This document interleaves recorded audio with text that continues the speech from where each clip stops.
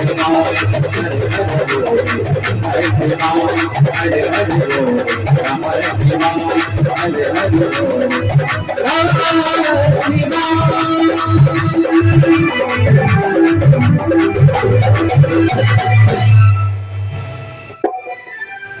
गौरी शंकर भगवान की जय हो।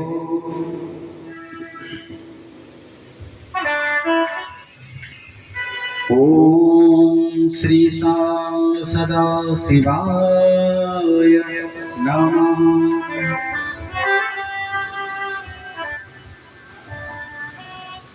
महाराज भगवान गौरी शंकर श्री ऋषिराज सरकार ब्रह्मदेव भगवान गौड़ बाबा का पावन और दिव्य स्थान, जिसमें आप हम सब बैठ करके शिव महापुराण की छत्र छाया में आनंद के साथ यह नवदिवसीय अनुष्ठान कल कलश यात्रा के साथ प्रारंभ हुआ।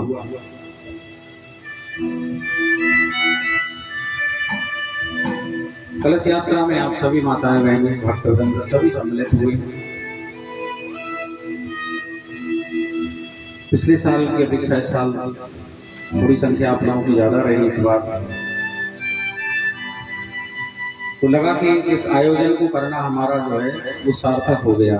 कल से ही हमें लगा, क्योंकि कल संख्या पिछले साल की अपेक्षा इस साल और अच्छी थी, तो आप लोगों का जो रिस्पॉन्स मिला इस आयोजन के प्रति, इस अनुष्ठान के प्रति सराहनीय है।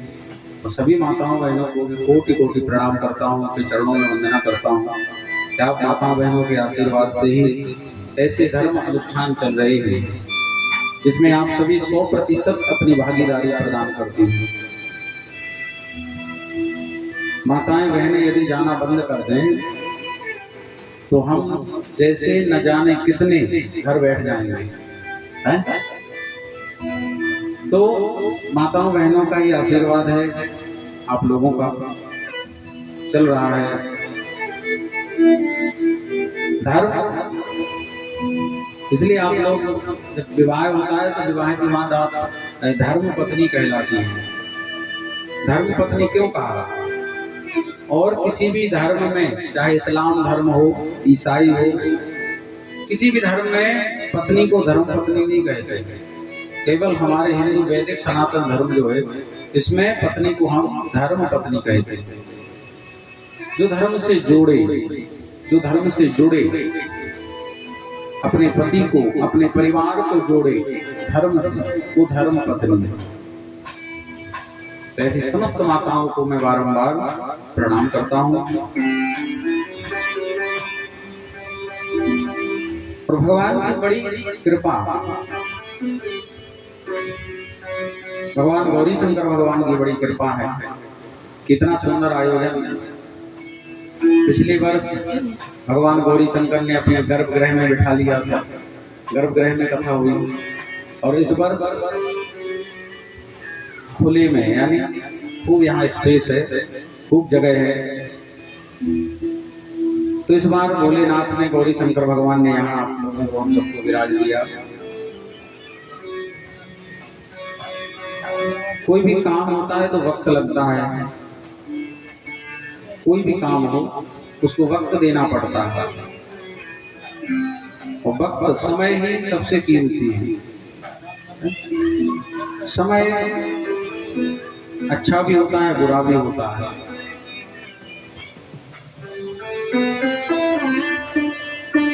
एक वक्त था, आपने देखा, जितने भी आज देखो आप किले, राजाओं के रजवाड़े, बड़े बड़े किले आज सूने पड़े हैं। पहले किलों में क्या आनंद कटता था, तो आज वो किला, वो रजवाड़े सूने पड़े हैं, वहां पर चमगादड़ घूम रहे हैं, उल्लू बोल रहे हैं, किले खाली पड़े हैं। वक्त की बात है। एक वक्त था कि हम फटे जैसे कपड़े पहनते थे और अंग्रेज सूट बूट पहनते थे। आज वो सूट बूट हमारे यहाँ जो बाजा बजाने आते हैं वो पहनते हैं। तो वक्त बदला और वक्त सबका बदलता है। बस आप अपनी नीति और अपनी नियत दोनों साफ रखो। नीति भी साफ हो और नियत भी साफ हो। नीति और नियत, भगवान गौरी शंकर को यही सबसे प्रिय है। अपनी नीति को सुंदर रखो, नियत साफ रखो, तो वक्त बदलता है। हमारा भी वक्त बदला। आज यहाँ द्वितीय वर्ष में हम और आप विराजमान हो गए, तो आप सभी पर भगवान की कृपा शिव पार्वती की बनी रहे। आइए मंगलमय शिव महापुराण की महिमा में हम सब प्रवेश करें, क्योंकि बाकी तो आप सब लोग यहाँ वहां से सुनते ही रहते होंगे।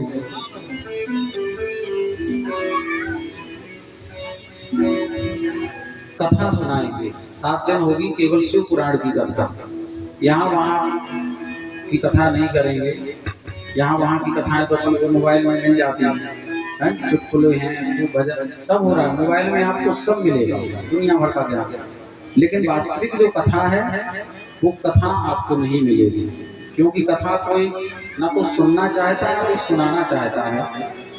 लेकिन हम प्रयास करेंगे यहाँ कथा हो, हम सुना सकें और आप लोग सुन सकें। ऐसे भगवान की दिव्य शिव पार्वती भगवान की कथा। तो आइए हम सब प्रवेश करें। बोली श्री शिव महापुराण की। नैमिषारण्य का पावन धाम, और नैमिषारण्य के पावन धाम में सूत जी महाराज व्यासपीठ पर अलंकृत थे, विराजमान हैं। सूत जी महाराज बड़े विद्वान हैं और इनके सामने हैं 88,000 ऋषि। इनमें एक ऋषि है जो प्रधान श्रोता मुख्य, जैसे आज हमारे आदरणीय संजय भैया संजय त्रिवेदी जी हैं, ऐसे वहां पर सौनक नाम के ऋषि हैं जो प्रधान श्रोता है। तो सौनक नाम के ऋषि हाथ जोड़ करके खड़े होते हैं और सूत जी महाराज से कहते हैं, हे सूत जी महाराज, हे सूत महाप्राज्ञा सर्व सिद्धांत विप्रभो, आख्या ही कथा सारम पुराणानां विशेषतः, जीवश्चासुरतां प्राप्ता प्रायो भूरे कलाविह, तस्य संशोधने किं हि विद्यते परमायणम्। हे महाज्ञानी, हे सूत जी महाराज, आप संपूर्ण सिद्धांतों के ज्ञाता हैं। हमें वह पुराण आप श्रवण कराएं जिस पुराण को सुन करके हम आनंद से सराबोर हो, शिव की भक्ति हमें मिले, शिव तत्व का हमें ज्ञान हो, ऐसा पुराण आप हमें श्रवण करना। जीवश्चासुरतां प्राप्ता कलयो भूरे कलाविह, इस घोर कलिकाल में जो जीव है वो प्रायः आसुरी स्वभाव का हो गया है, असुर स्वभाव। तो ऐसे जीव समुदाय का कैसे कल्याण हो, उसका जीवन सर्वश्रेष्ठ कैसे हो, उसका जीवन सरल कैसे हो, सहज कैसे हो, कृपा कर बता। जो कल्याणकारी वस्तुओं में भी सबसे उत्कृष्ट है, जो परम मंगलकारी है, जो सर्वोत्तम है, वो उपाय आप हमें बताएं।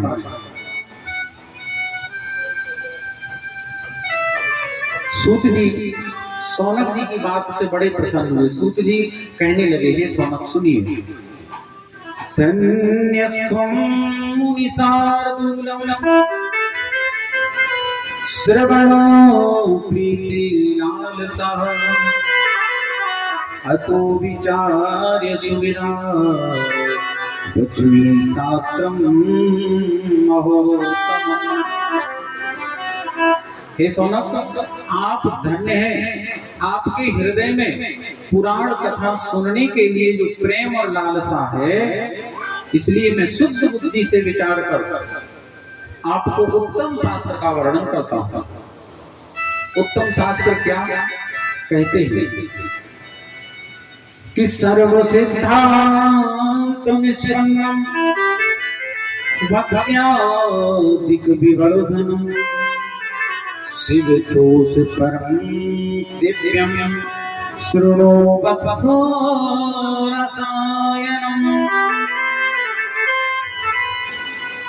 हे वत्स, संपूर्ण शास्त्रों का सिद्धांत भक्ति आदि को जो बढ़ाता है, भगवान शिव को संतुष्ट करता है तथा कानों के लिए रसायन स्वरूप रस उस पुराण को श्रवण कराता है।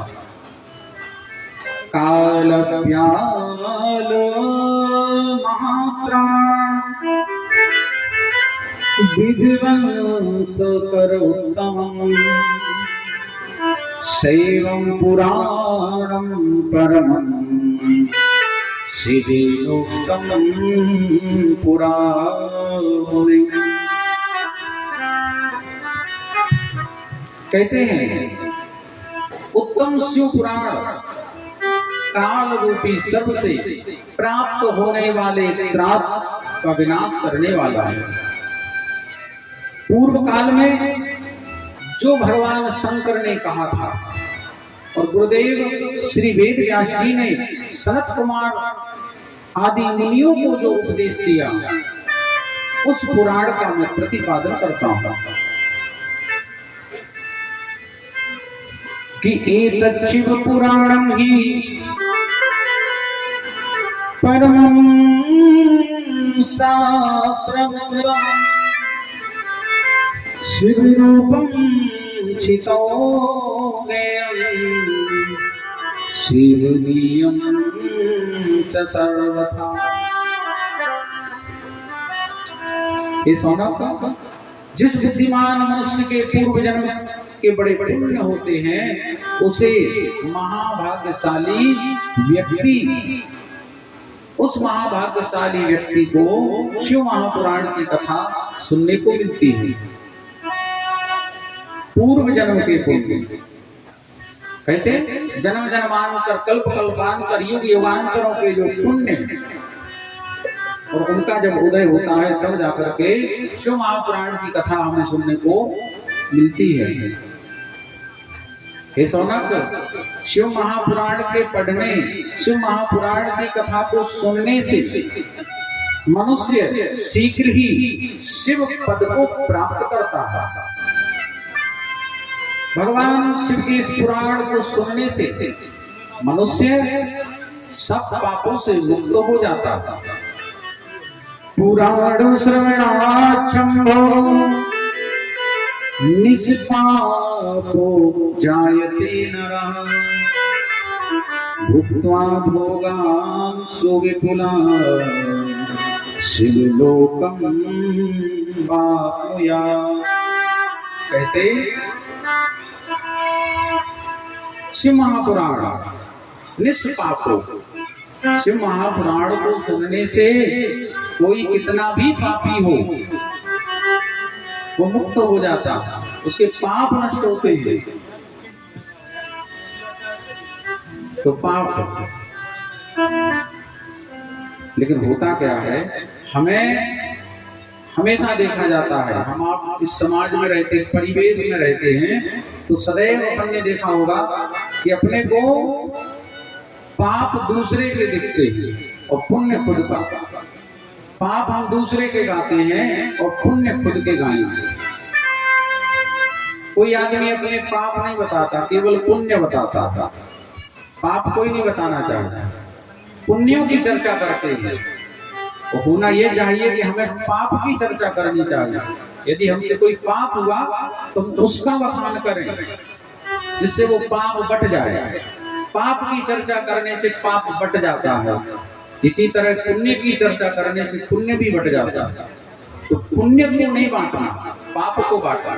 यदि पाप हो गया चर्चा करो, लेकिन होता यही है हमें पाप दूसरे के दिखते हैं और पुण्य खुद के। तो पुराण श्रवणा छंदो निष्पापो जायते नरः। सूत जी कहते हैं हे सौनक, पुराण श्रवण से, शिव महापुराण से सुनने से निष्पाप हो जाते हैं मनुष्य, शिवलोक को प्राप्त करते हैं। इसको सुनने से कितना पुण्य, कहते हैं सूत जी कि राजसूरेण यत् पुण्यम अग्निष्टो सतेन च तत् पुण्यम लभते शंभो कथा श्रवण मात्रतः। आप लोगों को श्लोक भले ही समझ में ना आए, जैसे हम श्लोक गा रहे हैं, बोल रहे हैं, श्लोक भले ही समझ में ना आए, लेकिन ये लाभ देंगे। श्लोकों की महिमा है। किस चीज की महिमा है? श्लोक। भले ही आपको समझ में नहीं आए, जैसे डॉक्टर साहब है, अब डॉक्टर साहब के यहाँ इंजेक्शन लगवाने जाओ, दवाई कराने, तो आपको मालूम है कि कौन सा इंजेक्शन लगा रहा है, कौन सी दवाई दे रहे, नहीं मालूम। लेकिन डॉक्टर सबको पता है, डॉक्टर साहब को, कि भाई इसे ठीक करना है, स्वस्थ करना है, तो वही दवाई देगा। और आपको उसके बारे में कुछ नहीं पता, कुछ भी ABCD का ज्ञान नहीं है दवाई के बारे में, लेकिन वो दवा आपको देंगे तो आपको लाभ होगा। ठीक उसी तरह एक श्लोक है संस्कृत के, भले ही समझ में ना आवे, भले ही समझ में ना आवे, लेकिन ये लाभ देंगे। ये श्लोकों की महिमा है। कितने श्लोक हैं शिव महापुराण में? शिव महापुराण में कितने श्लोक हैं? भगवान वेद व्यास जी ने 24,000 श्लोकों का निरूपण किया है। कितने श्लोक? 24,000 श्लोकों का निरूपण किया है।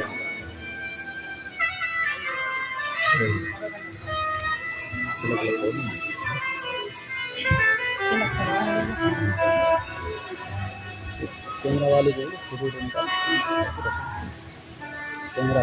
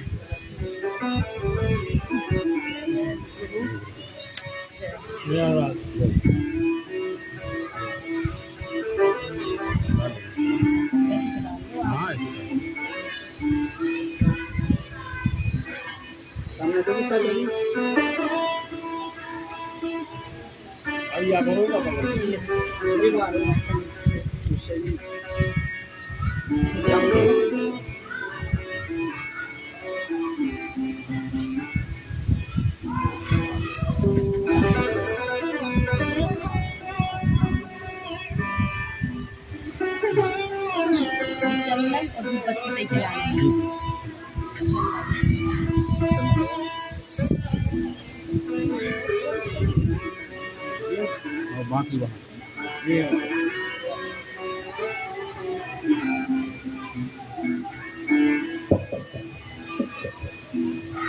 प्रेम से बोलिए हर हर, और जोर से बोलो हर हर महादेव। तुम बता रहे थे पूज्य व्यास जी महाराज ने 24,000 श्लोकों का निरूपण किया है शिव महापुराण में। कितने श्लोक हैं? 24,000। भागवत में 18,000 श्लोक और भागवत से अधिक श्लोक है शिव महापुराण, 24,000। तो श्लोकों की बड़ी महिमा है। सदा श्रोतुं यद् सत्सो भवेत् सामुनि सततमा नियतात्मा प्रतिदिनं श्रूयात्वा मुहूर्तकम्। शिव महापुराण की कथा आप पूरी सुन रहे हैं, सो कल्याण है। 24,000 श्लोक सुने तो कल्याण।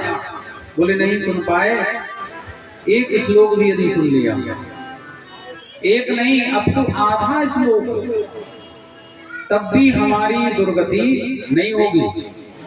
इस शिव महापुराण की महिमा, पुराण श्रवणम संभव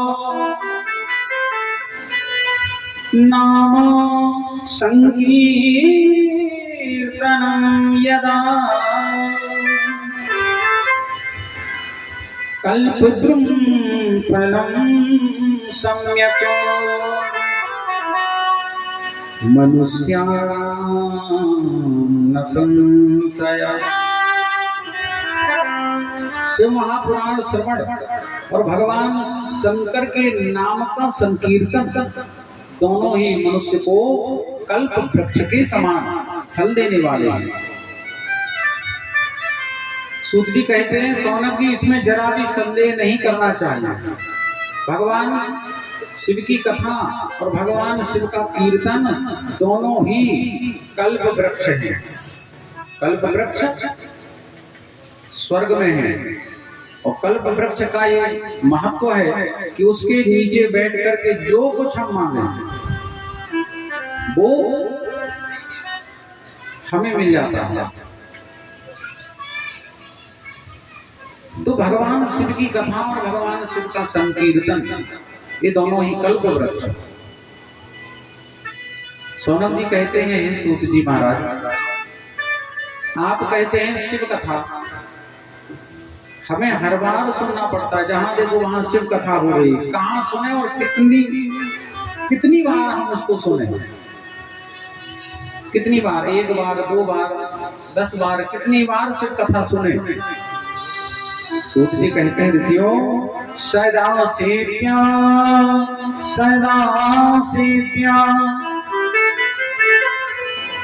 सदा सेव्या विशेषतः एतच्छिवो पुराणस्य कथा परम पावनी। सदा सेव्या, सूत जी कहते हैं सदा सेव्या सदा सेव्या सदा सेव्या विशेषता, ये सदैव सेवन करने के योग्य है, सदैव श्रवण करने के योग्य। ये सौनक शिव महापुराण 24,000 श्लोकों से युक्त 7 संहिताओं से युक्त है। मनुष्य को चाहिए भक्ति ज्ञान और वैराग्य इनसे भली भांति संपन्न हो, लेकिन बड़े आदर से भाव से शिव महापुराण को श्रवण करना चाहिए। तुलसी महापुराण 7 संहिताएं हैं इसमें, 7 संहिता। रामचरितमानस में 7 कांड हैं और शिव महापुराण में 7 संहिता। प्रथम विद्येश्वर संहिता, दूसरी रुद्र संहिता, तीसरी शतरुद्र संहिता, चौथी कोटि रुद्र, 5वीं उमा संहिता, 6वीं कैलाश संहिता और 7वीं वायवीय संहिता।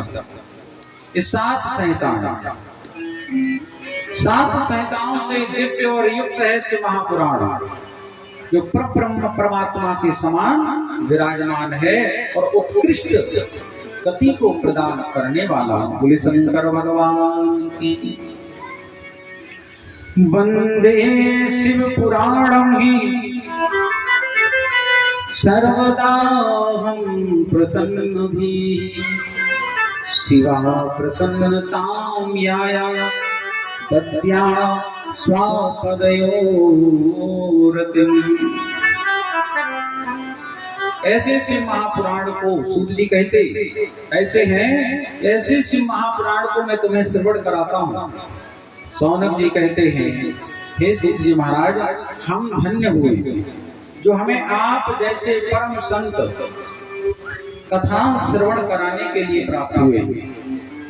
कृपा करके हमारे लिए सूत सूत महाभागा धन्यस्त्वं परमार्थविदम् अद्भुतेयं कथा दिव्या श्राविका कृपया गिरा।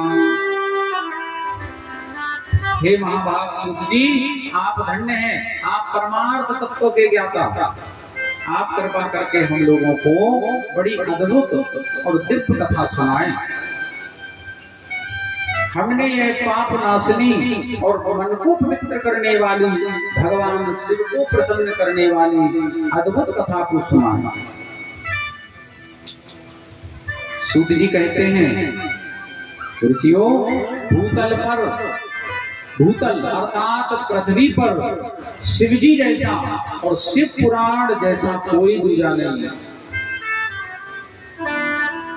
शिव और शिव कथा ये दोनों कल्याण के साधन। शिवम कल्याणम ददाति इति शिवदम, भगवान शिव कल्याण को देने वाले, भगवान शिव कल्याण को देने वाले, मंगल करने वाले हैं भगवान शिव। कहते सूत जी, ऋषियों, ये मानवा पापो कृतो दुरा चार रता बीमार गा कामादिनिरता नित्यं तेपि सुख्यंतने नवै। सूत जी कहते हैं, ऋषियों, शिव महापुराण की कथा क्या करती है, किन किन का कल्याण करती है। कहते हैं, जो मनुष्य पापी, दुराचारी, दुष्ट, काम, क्रोध आदि में निरंतर डूबे रहते हैं, वे भी शिव पुराण की कथा को सुनकर शुद्ध हो जाते हैं। एक उत्तम ज्ञान यज्ञ है। भगवान शिव को प्रसन्न करने वाला यह महायज्ञ ज्ञान यज्ञ है। ऋषियों, जो अत्यंत लालची हैं, जो सबसे विहीन, रात दिन झूठ बोलते हैं, कहते हैं सत्य बराबर तप नहीं, झूठ बराबर पाप। सत्य से बड़ा कोई व्रत नहीं है। आप व्रत कर रहे हैं, अभी कल सोमवार आएगा, बहुत लोग व्रत करेंगे, पता लगा दिन भर झूठे ही बोल रहे हैं, तो तुम्हारे ना खाने पीने से क्या व्रत हो गया? तो सबसे बड़ा व्रत बताया सत्य का व्रत, क्योंकि कलयुग में धर्म का केवल एक ही चरण है और वो है सत्य का। 3 चरण कलयुग ने काट दिए थे धर्म के। पहला चरण दया, कलयुग में दया नहीं करता था, जब जिसका जहां मौका पड़ता है वही काट देता है आदमी। कोई कितना भी सगा वाला हो, जो जब जहां मौका पाएगा वही तुम्हें काट देगा, वही चूना लगा देगा। दया नहीं। अपन कहते ना, कई लोगों से बात करते करते, भाई साहब दया करो थोड़ी, हम पे दया करो। दया है, करेंगे क्या? कलयुग में दया सब नहीं है, कोई किसी पर दया नहीं करता। तो एक तो दया नहीं, दूसरा है शौच। शौच माने शुद्धता। कलयुग में शुद्धता नहीं है। कलयुग में क्या नहीं है? शुद्धता नहीं है। शुद्धता कैसे नहीं है? बोले कुछ भी शुद्ध नहीं है कलकाल में। कोई वस्तु आप ले लो, जैसे हम पूजन करने को बैठे, दूध चढ़ाना है तो दूध क्या शुद्ध आएगा? दूध अब शुद्ध नहीं मिलेगा। पैकेट का दूध है या डेयरी से लाए तो दूध की गारंटी नहीं। अब अभिषेक कर रहे हैं तो क्या पूरा पुण्य मिलेगा? नहीं मिल पाएगा, क्योंकि दूध शुद्ध नहीं है। कोई भी फल लेने जाओ वो शुद्ध नहीं आ रहे। अभी आम का सीजन चल रहा था, बाकी 12 महीने तुम आम ले लो, तो क्या वो सही है? ये जितनी भी सामग्रियां हैं, कोई भी सामग्री शुद्ध नहीं है। और सामान छोड़ दो, आदमी भी शुद्ध नहीं है। आदमी की गारंटी है शुद्ध है? देखो एक से एक वैरायटी निकलती है। फूलों में देखो, गेंदा का फूल चलता, मान लो गेंदा के बाद गेंदा का एक भाई आ गया, यानी वो कलम वाला जो सिस्टम चलता है, जैसे कलमी आम है तो तमाम प्रकार के आम आ गए। तो ये वर्ण संकरता जो है, ये प्रकृति में हमने वर्ण संकरता फैलाई, नए नए बीज, नए नए अपन ने अनुसंधान किए, नई नई चीजें आ गई, तो क्या शुद्ध माने जाएंगे? नहीं। जैसे वर्ण संकरता मनुष्यों में फैल रही, माँ किसी जाति की है और पिता किसी जाति का है, उससे जो संतान उत्पन्न होगी वो वर्ण संकर कहलाएगी। वर्ण संकर संतान क्या शुद्ध है? नहीं। तो शुद्धता कलयुग में नहीं है, कोई भी चीज शुद्ध नहीं है। अब तीसरा चरण तप का, धर्म का तीसरा चरण, पहला चरण है दया, दूसरा चरण है सोच शुद्धता, और तीसरा चरण है तप, तपस्या। कलयुग में कोई व्यक्ति, कोई मनुष्य तपस्या नहीं करता, कर ही नहीं सकता। तपस्या करते कोई तपस्या नहीं। आप तक सुना हो, कोई बता दो। हाँ, कई लोग सोशल मीडिया पे डालते हैं। अभी कुछ दिन पहले अपन देख रहे थे, अजय पाल एक बाबा है करके, तो बोले अभी तपस्या के लिए जा रहे हैं। तो अब जब तपस्या को जा रहे हैं तो सोशल मीडिया पे प्रचार की आवश्यकता क्या है? बागेश्वर सरकार बोले बद्रीनाथ जा रहे कठिन साधना तपस्या के लिए। तो उसका तात्पर्य ये है कि तपस्या नहीं है, केवल दिखावा है। क्योंकि यदि वास्तविक तपस्या होती तो पता ही नहीं चलता कब निकल लिए होते तपस्या के लिए। कलयुग में तप नहीं है, तपस्या कलयुग में कोई नहीं करता था। और चौथा चरण है सत्य का। तो 3 चरण काटे, एक चरण शेष है सत्य, और सबसे बड़ा व्रत है सत्य का। इससे बड़ा कोई व्रत नहीं है। सत्यनारायण भगवान की कथा जब करते हैं तो व्रत करना पड़ता है। अब व्रत भूखे प्यासे नहीं, सत्यनारायण भगवान की कथा का व्रत है सत्य का व्रत। उस दिन हमें सत्य बोलना है। खूब खाओ, जितना हो सके उतना खाओ, लेकिन सत्य बोलो, तभी हमारे सारे व्रत हमें लाभकारी होंगे। अब व्रत हम कर रहे हैं, कल सोमवार का व्रत करेंगे। किसी का फोन आया, कहाँ है? अब होंगे चौबियाना में, आदमी बताएगा घंटा घर पे ही आई हुई। बोल देते ना, फोन पे सबसे ज्यादा अपन झूठ बोलते। तो कहते हैं कि सत्य बराबर तप नहीं और झूठ बराबर पाप। झूठ से बड़ा कोई पाप नहीं और सत्य से बड़ा कोई तप नहीं है। प्रयास करें कि हम सत्य का ही निरूपण करें, सत्य का ही प्रतिपादित करें, सत्य बोलें।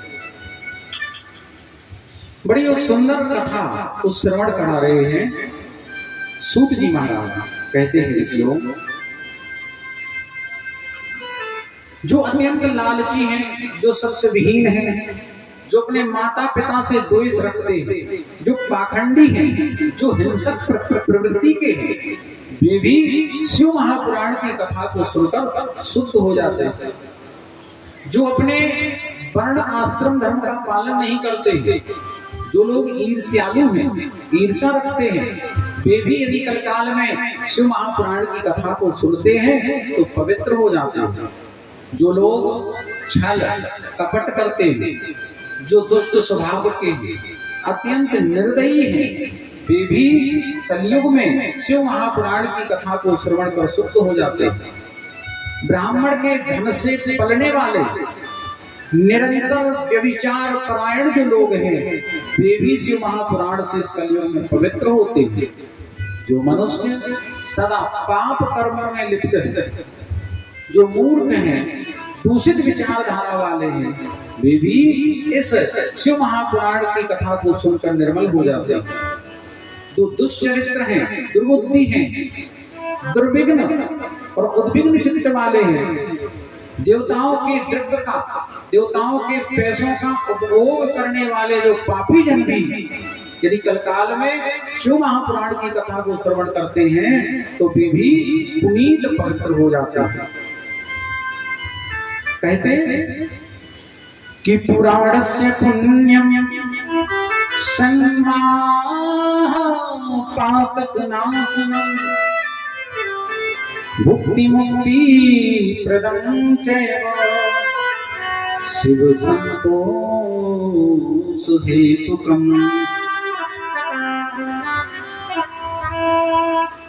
श्रीमद् शिव महापुराण श्रवण का पुण्य बड़े बड़े पापों को नष्ट करता है, सांसारिक भोग तथा मोक्ष प्रदान करता है। संसार के सभी सुख शिव महापुराण हमें प्रदान करता है और शिव महापुराण हमें मोक्ष प्रदान करता है, कैलाश प्रदान करता है। बोलो शिव महापुराण की। सूत जी कहते ऋषियों एक बड़ा सुंदर नगर है किरात नगर। कौन सा नगर है? किरात नगर। और उस नगर में एक ब्राह्मण रहता था। एक ब्राह्मण रहता था किरात नगर में, बड़ा दुष्ट, धर्म से विमुख रहता, कभी स्नान नहीं करता, कभी संध्या वंदन नहीं करता, 24 घंटे वेश्यावृत्ति में लगा रहता। उसका नाम था देवराज। देवराज नाम का वो ब्राह्मण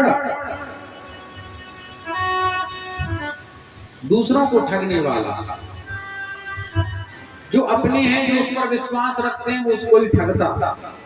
उसने ब्राह्मण हो, क्षत्रिय हो, वैश्य हो, शूद्र हो, किसी को भी नहीं छोड़ा। अनेक बहानों से उनको मारकर और उनका धन हड़प लिया और उसने अधर्म से बहुत सारा धन इकट्ठा कर लिया। उस पापी देवराज ने कभी भी 1 रुपया धर्म में नहीं लगाया। नंबर 2 का जितना भी मार कर, लूट कर, कैसे भी उसने धन इकट्ठा किया। एक दिन वो देवराज नाम का ब्राह्मण एक तालाब में नहाने के लिए गया और जब तालाब में नहाने को गया तो उसने वहां क्या देखा कि एक दैव तड़ावे सा स्नातम या तो महीसुरा वैश्या शोभावती दृष्ट्वा तत्राति विह्वला। एक दिन वो ब्राह्मण तालाब में गया नहाने के लिए। नहाता तो नहीं था, लेकिन इस बार वो गया। कई लोग हमसे कहते हैं महाराज जितने भी पुराण है वो पंडित जी से ही शुरू क्यों होते हैं, ब्राह्मण से है? भागवत की कथा हुई तो ब्राह्मण से शुरू हो गई। आत्मदेव नाम का ब्राह्मण और फिर उसका बेटा धंधकारी। भागवत में शुरुआत कहाँ से? एक ब्राह्मण से। अब वो भी बड़ा खतरनाक। और शिव महापुराण की कथा भी एक ब्राह्मण से ही शुरुआत हुई और वो ब्राह्मण भी बड़ा खतरनाक। तो महाराज हाँ, ब्राह्मण होते ही खतरनाक। 2 ही प्रकार की। अगर ब्राह्मण बिगड़ गया तो उससे बड़ा कोई कुकर्मी नहीं हो सकता, और यदि सुधर गया तो उससे बड़ा कोई धर्मात्मा नहीं बन सकता। दोनों ही चीजें हैं। रावण को देखो आप, जब बिगड़ा तो तीनों लोगों को 14 भुवनों को हिला के रख दिया। तो बिगड़ना और सुधरना ये दोनों अपने ही हाथ में होते। तो ये जो देवराज नाम का ब्राह्मण है तालाब में नहाने गया और नहा रहा था तो उसने क्या देखा कि एक शोभावती नाम की एक वैश्या जो अत्यंत स्वरूपवान, बड़ी सुंदर है, उस सुंदरी वैश्या को, उस शोभावती को देख करके वो ब्राह्मण उस पर मोहित हो जाता था। मोहित हुआ तो ब्राह्मण ने विचार किया यदि ये मेरे वशीभूत हो जाए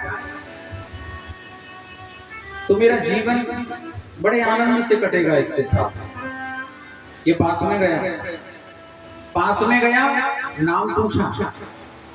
नाम के बाद में देवराज बोला, देवी सुंदरी, यदि तुम्हें कोई परेशानी ना हो तो तुम हमारे साथ रहो, मैं तुम्हें धन से परिपूर्ण रखूंगा। वैसे विचार करने लगी कि इसके पास तो बहुत धन है, ये बड़ा धनी धनवान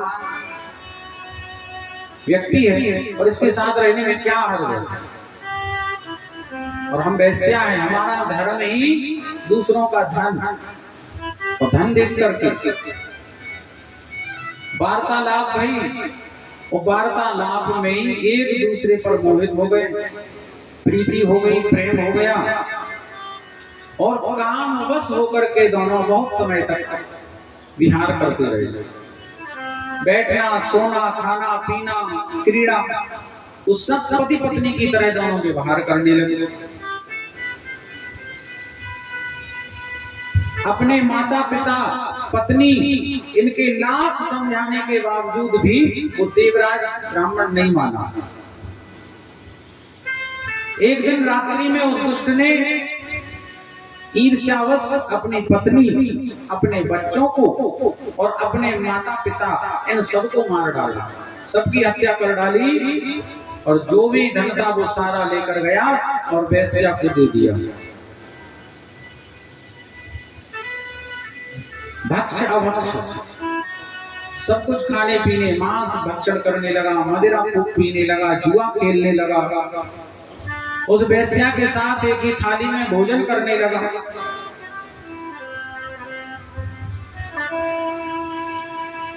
कहते सूत जी ऋषियों, कदाचिदैव योगेन प्रतिष्ठानमुपागतं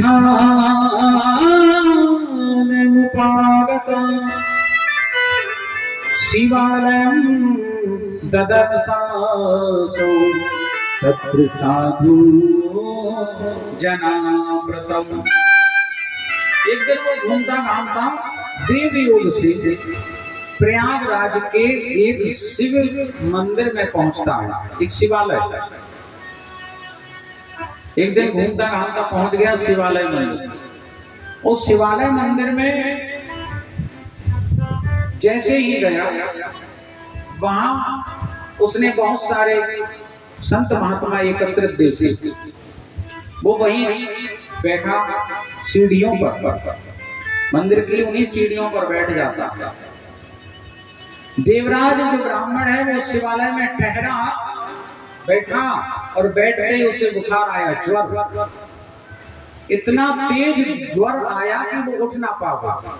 भयंकर उस ज्वर से, बुखार से पीड़ित हो गया।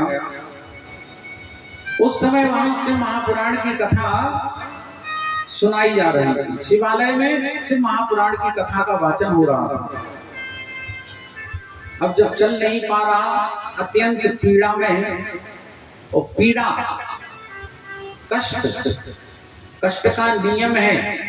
सच्ची भक्ति यदि देखनी है तो मंदिर में आपको सच्ची भक्ति नहीं मिलेगी। सच्ची भक्ति होती है अस्पताल में, आप जाओ, सच्चे मन से हर आदमी आपको भगवान से प्रार्थना करता मिलेगा। सच्ची भक्ति होती है केवल अस्पताल में आदमी, इतने भाव से, क्योंकि विपत्ति में ही भगवान याद आते हैं। जब तक संपत्ति है तब तक याद नहीं आएंगे, विपत्ति आई और भगवान याद आते हैं। अस्पताल में बहुत ज्यादा भक्ति मिलेगी, उतनी तो मंदिरों में भी नहीं आदमी भाव से करता। तो कष्ट में वो देवराज ब्राह्मण उस कथा को सुनने लगा, क्योंकि अब उसके पास और कोई दूसरा रास्ता भी नहीं था। कथा हो रही थी, पढ़ा था तो कथा सुन रहा है, भगवान से प्रार्थना कर रहा है कि हमारा जो ज्वर है बुखार को ठीक हो जाए। कथा को सुनता रहा। एक महीने, पूरा सावन का महीना से महापुराण का वाचन चला, और जैसे ही सावन पूरा हुआ, कथा पूरी हुई, और देवराज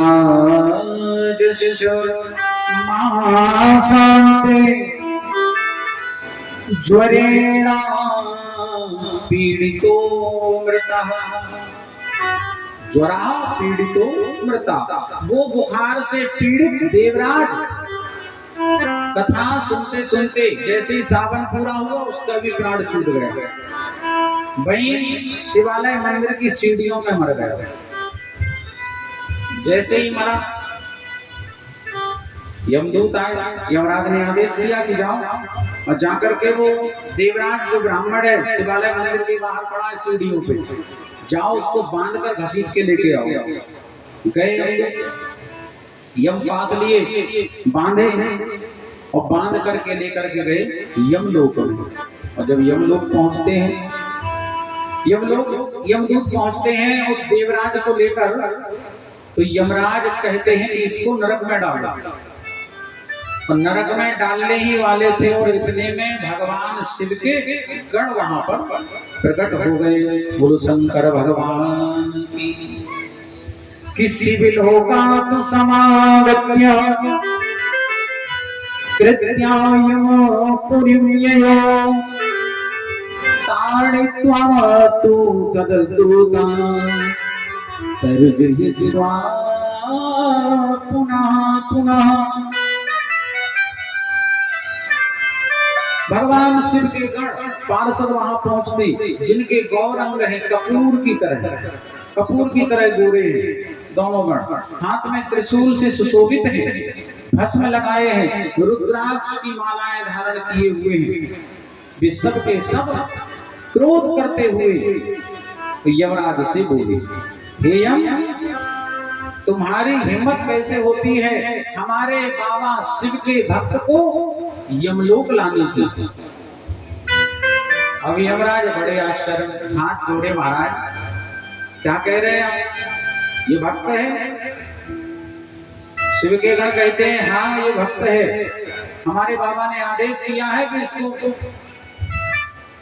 तैयार करके और शिवलोक लेके आना, कैलाश लेके जाएंगे, इसकी मुक्ति हो गई है, ये भगवान शिव के चरणों में जाएगा। यमराज बोले एक भी पुण्य हो तो बताओ, इसने किया क्या जीवन भर? क्या किया? लूट मार करी, रात दिन झूठ बोला, ब्राह्मण के जितने कर्म थे उसमें से एक कर्म भी इसने नहीं किया। और आप कहते शिवलोक जाएगा, ये नरक को जाएगा। यमदूतों ने डांट, भगवान शिव के गणों ने डांट दिया यमराज को, बोले यम ये शिव धाम जाएगा और आप कह रहे हैं इसके पाप हैं, तो पुण्य भी सुनो। इसने 1 महीने लगातार शिव महापुराण सुनी है सीढ़ियों पर, 1 महीना शिव महापुराण की कथा को इसने सीढ़ियों पे सुना बैठे। यमराज कहते हैं उस समय ये जड़ से पीड़ित था, कष्ट में था, ये कष्ट में था इसलिए इसने शिव कथा को सुना। शिवदूत कहते हैं, शिव के पार्षद कहते हैं, यम भगवान शिव का नाम कैसे भी, कोई भी परिस्थिति क्यों ना हो, कैसी भी परिस्थिति में लिया जावे वो कल्याण करती है, क्योंकि भगवान शिव का नाम कल्याण देने वाला है। तत्काल और देवराज नाम के ब्राह्मण को वहां से छुड़ाया, वो छुड़ा करके शिव धाम शिव लोक लेकर के गए और भगवान शिव के चरणों में समर्पित कर दिया। और भगवान शिव ने देवराज को देखा, तो देवराज को देख करके भगवान शिव ने अपने गणों में देवराज नाम के ब्राह्मण को सम्मिलित कर लिया। बोलो गौरी शंकर भगवान की, शिव महापुराण की। तो शिव जी का पार्षद बन गए। कितना पापी था, कितने ही न जाने उसने पाप किए, लेकिन अंत समय में शिव महापुराण की कथा को सुन करके और उसकी मुक्ति हो गई और भगवान शिव के चरणों का अनुरागी हो गए।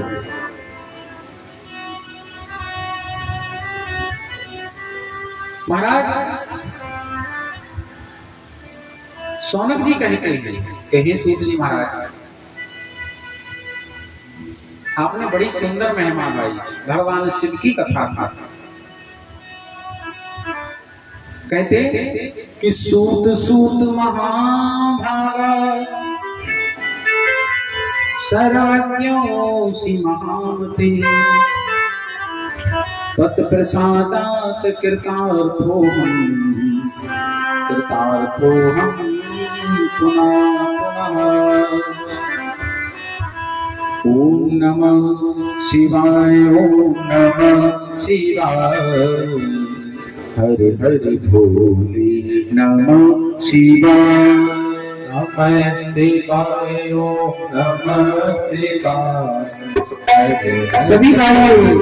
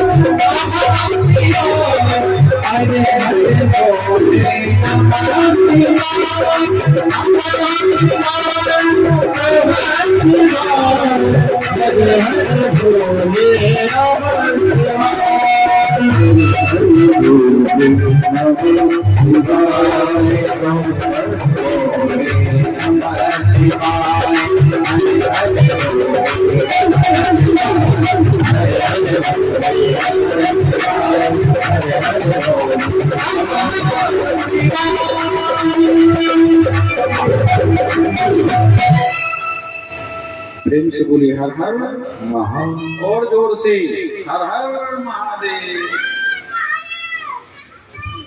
आजा।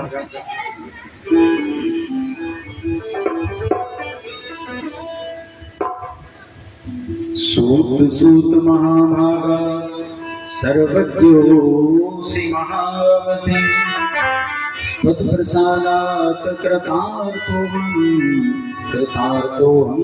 पुनः पुनः। कि धन्या धन्या कथा संभवा त्वं धन्या धन्य एव च यदा करुणामात्रेण शिवलोकं व्रजेन् नरः।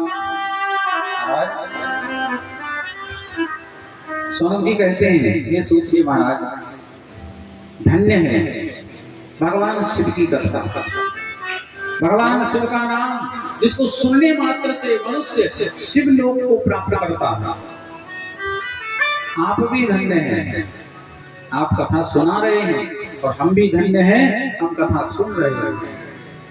क्योंकि कथा को सुनाना और सुनना ये दोनों ही भगवान की कृपा से संभव है। संत समागम अरु हरि कथा तुलसी दुर्लभ दोए, सुत दारा अरु लक्ष्मी पापी भूखे हुए। पापियों के यहाँ भी आपको ये तीन चीजें कॉमन है, ये हमेशा मिलेगी। पत्नी मिल जाएगी, बच्चे मिल जाएंगे, धन वैभव मिलेगा, लेकिन पापियों के यहाँ भगवान की कथा नहीं मिलेगी। हाँ, या तो वो उत्तम दर्जे का पापी है। उत्तम दर्जा समझते हैं आप? एक होते हैं पापी, एक होते फिर महापापी। पाप करते करते पाप का जब भार बढ़ जाता है तब हमसे महापाप हो जाता है। और महापाप क्या है? तो महापाप बताया, पहला है गौघात, गौ हत्या। दूसरा महापाप है ब्रह्मघात, ब्रह्म हत्या। तीसरा महापाप है सुवर्ण चोर, सोने की चोरी करने वाला। चौथा महापाप है मदिरा पान शराब पीने वाला। और पांचवा महापाप है इन चारों का जो साथ देता है। तो जब पाप करते करते पाप का जब भार बढ़ता है तब महापाप हो जाता है। तो महापाप से भी मुक्ति भगवान शिव की कथा प्रदान करती है। बोले शंकर भगवान की। कहते हैं सूत जी, ये सौनक सुनिए, मैं आपको गोपनीय कथा वस्तु का भी वर्णन करूंगा, क्योंकि आपकी जो रति, आपका जो प्रेम शिव के प्रति है वो अनुकरणीय है। समुद्र के निकट एक बासकल नाम का ग्राम है। समुद्र के निकट एक बासकल नाम का गांव है, जहां वैदिक धर्म से विमुख महापापी द्विज निवास करते थे। जो गांव है बासकल नाम का, उसमें महापापी द्विज निवास करते हैं, जो वैदिक धर्म से विमुख हैं, सबके सब बड़े दुष्ट हैं। उनका मन दूषित विषय भोगों में लगा रहता था। दुष्टा दुर्विषयात्मानो निर्देवा जिह्वृतया कृषिवला शस्त्रधरा परस्त्री भोगिना। ना तो वो देवताओं पे भरोसा करते हैं, ना भाग्य पे भरोसा करते हैं। खेती करते हैं, किसानी करते हैं, घातक अस्त्र शस्त्र बनाकर रखते हैं, पर स्त्री गमन करते हैं, दुष्ट हैं, ज्ञान वैराग और सत धर्म को बिल्कुल नहीं जानते, पशु बुद्धि वाले हैं। ये स्थिति ब्राह्मणों की वहां पर, और वर्णों की तो फिर बात ही क्या। अन्य वर्ण के लोग भी उन्हीं की भांति कुत्सित कर्म करते हैं। वहां की सब स्त्रियां कुटिल स्वभाव की, स्वेच्छाचारिणी, पापा सत्य, कुत्सित विचार वाली और व्यभिचारिणी। वे सद्व्यवहार और सदाचार तो जानती नहीं। ऐसे कुजनों के निवास स्थान उस बासकल नाम के ग्राम में एक बिंदुक नाम का ब्राह्मण रहता था। क्या नाम था? बिंदुक। वो बड़ा दुरात्मा और महापापी था। यद्यपि उसकी जो पत्नी वो बड़ी सुंदर थी, वो कुमार्ग पर चलता, लेकिन पत्नी ठीक है, चरित्रवान है। वो बिंदुक नाम का ब्राह्मण काम वासना से कलुषित रहता, वैश्या गमन करता, लेकिन उसकी पत्नी बड़ी ही शीलवान है। पत्नी का नाम है चंचुला।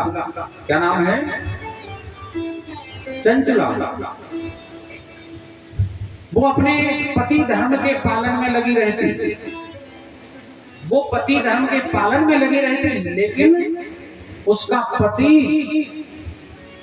पर स्त्री गमन करता, वैश्या गमन करता। इस तरह कुकर्म में लगे हुए उस बिंदु के बहुत वर्ष व्यतीत हो गए। उसकी पत्नी चंचला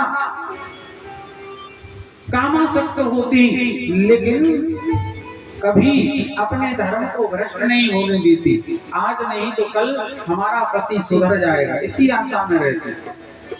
आज भले ये वैश्या गमन कर रहा है, लेकिन एक न एक दिन हमारे पास जरूर आएगा। ये विचार करके रुक जाते, अपने मन को रोकती, लेकिन ऐसा नहीं हुआ। सूत जी कहते हैं कि जारेण संगता रात्रो वेमी पापेन गुप्ततः पति दृष्टिं वंचित्वा दृष्टित्वा कुमार्गगा। आखिर कब तक उसका पति रात दिन दूसरी स्त्रियों में रत रहता है, पर स्त्रियों में वैश्यागाम, तो इससे नहीं रहा गया। तो चंचुला ने भी अपने धर्म को भ्रष्ट किया। अपने चरित्र को नष्ट किया और वो भी पर पुरुष का सेवन करने लगे। पति जैसा होगा वैसे ही पत्नी, पिता जैसा होगा वैसे ही पुत्र निकल जाता। ये स्वाभाविक है अधिकांश का। अब चंचला भी पर पुरुषों के पास जाने लगे। एक दिन अपने ही घर में उसने किसी पर पुरुष के साथ अपनी पत्नी चंचला को देखा, बड़ा क्रोध आया। क्रोध में आकर जैसे ही मारने के लिए दौड़ा तो वो जार पुरुष जो है वो तो दौड़ लगाकर भाग गया, पत्नी को पकड़ लिया। अब पत्नी को मुक्का बना बना करके उसको पीटने लगा, मारने लगा।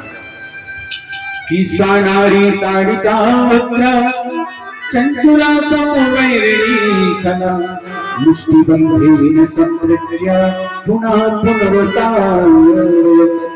ताड़ना देने लगा, मारने लगा मुक्का बना बना करके। बहुत मारा पीटा, लेकिन चंचला भी डटी रही। तुम्हें जितना दम है, जितनी क्षमता मारो, मैं पिटने के लिए तैयार हूं। मुझे मारते हो, तुम्हारा क्या होगा? तुम मैंने गलत किया, तुम मुझे दंड देते हो, लेकिन तुम जो गलत कर रहे हो तुम्हें कौन दंड देगा? और फिर मैं तुम्हारे ही नक्शे कदम पे चली। मैं कामासक्त होकर के रात दिन तुम्हारी राह देखती, लेकिन तुम परस्त्री गमन करते, वैश्या गमन करते। आज मैंने किया तो आपको मुझ पे क्रोध आ रहा है। वो निडर होकर के बोली, और जब निडर होकर के चंचला बोली, सूत जी कहते हैं कि सोना, जब वो इस प्रकार बोली कि तुम भी ऐसा करते हो, तब उसने पीटना बंद किया। और पीटना बंद करके वो बिंदु अपनी पत्नी चंचला से बोल कि अरे सुन, सत्य में तत्वयोक्तम ही काम व्याकुल चेतसा हितम वक्ष्यामि तस्मात् श्रुणुताते भयं त्यज। सुन चंचला, तू मेरी पत्नी है, मैं तेरा पति। ठीक है, मैंने गलत किया, तूने गलत किया, लेकिन तुझे मैं एक छूट देता, तू खूब गलत कर, जितना करना उतना कर, लेकिन जो भी पुरुष तेरे पास आए उनसे तुझे धन लेना, पैसा। चंचला को बात जम गई, और चंचला ने कि तद्धनम दी सर्वम में वैश्या संसर्ग चेतसा महत् स्वार्थम भवेनोनम तवापि च महाराज उसको बात जम गई। ये तो मेरा पति बिल्कुल ठीक कह रहा है। बिंदु कहता है तू जिस पुरुष के पास जाए उससे धन लेकर आओ, मुझे दे, और जो मन में आए सो कर। देखिए कितना पाप।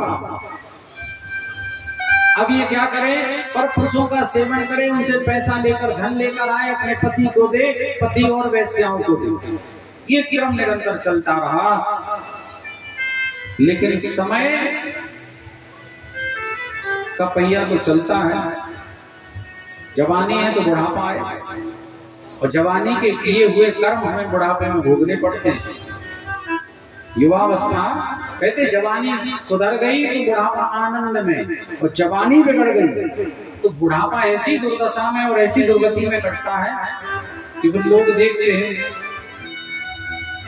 तो जवानी बड़ा सुंदर भाव। हरि भजन कर मस्ती जवानी में, भजन कर मस्ती जवानी में बुढ़ापा किसने देखा है। भजन कर मस्ती जवानी में बुढ़ापा किसने देखा है।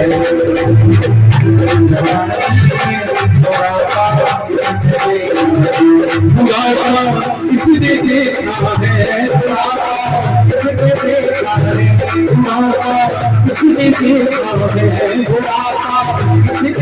है। बुढ़ापा देखा है भजन कर हमारी जवानी में बुढ़ापा जवानी में बुढ़ापा देखा है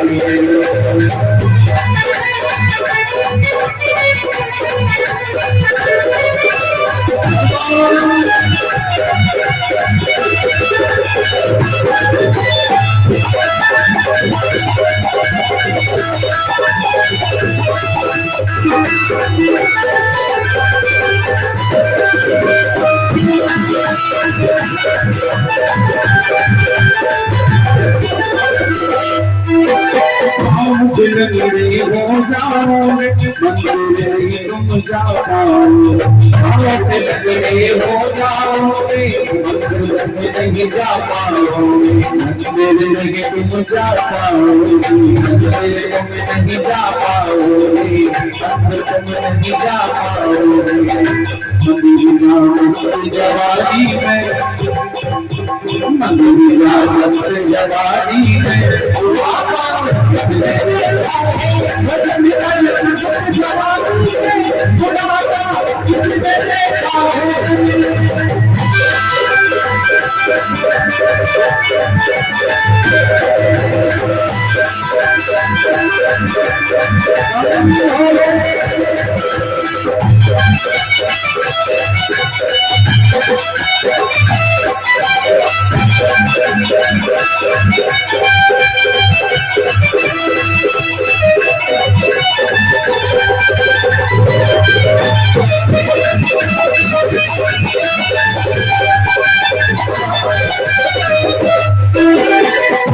से अंधे हो जाओ दर्द जब मन कर पाओ मन कर पाओगे मन कर पाओगे दर्शकों मस्त जवानी में दर्शकों मस्त जवानी में अगले मस्त जवानी में देखा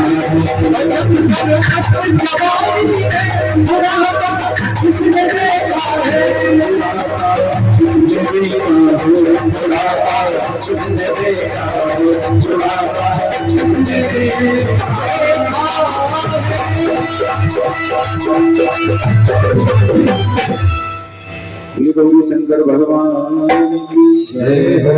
बोलो हर हर महादेव, हर हर महादेव। महाराज तो युवावस्था, जवानी बिगड़ी, बुढ़ापा नाश हो गया और जवानी सुधर गई, सोई बुढ़ापे में आनंद है।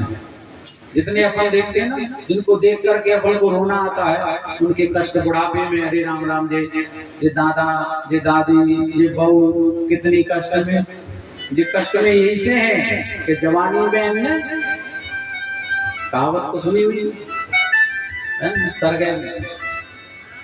तो